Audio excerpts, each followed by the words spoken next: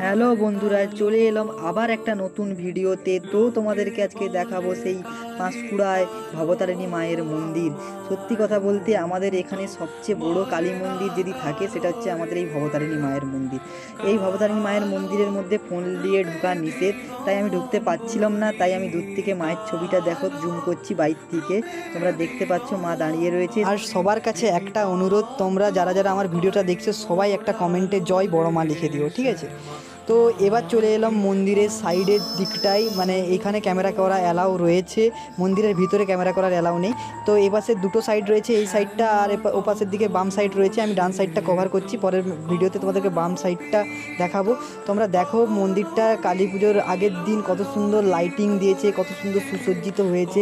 এই মন্দিরটা আসার আমার খুব ইচ্ছে ছিল, আমি কোনোদিন আসতে পারিনি, বাট আজকে মা আমাকে ডাকলো তাই আমি চলে এলাম। এই মন্দিরের একটা বিশেষত্ব কি জানো? দেখো, তোমরা দেখতেই পাচ্ছ এখানে সবচেয়ে বড় মহাদেবের শিব ঠাকুরের একটা মূর্তি রয়েছে। দেখতেই পাচ্ছ কত উচ্চতা, আমি তোমাদেরকে বলতে পারছি না, তোমরা কমেন্টে আমাকে জানিও।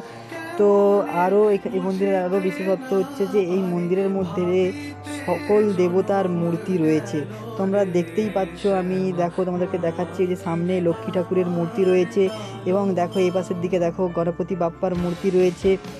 এখানে শুধু দেবতার মূর্তি নয়, এছাড়াও অনেক অনেক মনীষীদেরও মূর্তি রয়েছে। তোমরা দেখতেই পাচ্ছ মহাবীর, তারপর নানকদেব, তারপরে হচ্ছে যে সাধক বামাখ্যাপা, লোকনাথ বাবা, এছাড়াও হচ্ছে যে বিদ্যাসাগর, রাজা রামমোহন রায়, কাজী নজরুল ইসলাম, এই সব মনীষীদের মূর্তি রয়েছে। তোমরা দেখতেই পাচ্ছ এখানে সকল প্রকার দেবতা মনীষীদের সব মূর্তি রয়েছে। এছাড়াও এই যে ছোট্ট করে যে মন্দিরটা রয়েছে দেখতে পাচ্ছ মন্দিরের মতো, এরকম মন্দিরে কিন্তু প্রত্যেকটা দেবতা আলাদা আলাদাভাবে রাখা রয়েছে। তো এই মন্দিরের মধ্যে রয়েছে রাধাকৃষ্ণের মূর্তি। তো এইখানে রাধাকৃষ্ণের পুজো হয়। তার পাশেই কিন্তু দেখতে পাচ্ছ মহাবীরের একটা মূর্তি রয়েছে, তার সাইডে সরস্বতীর মূর্তি রয়েছে, এবং আবার একটা মন্দির দেখতে পাচ্ছ, এই মন্দিরের মধ্যে শিব পার্বতীর মূর্তি রয়েছে। আরও অনেক দেবতা রয়েছে, সেগুলো সেই বাম পাশে আছে, আমি পরের ভিডিওতে সেগুলো কভার করব।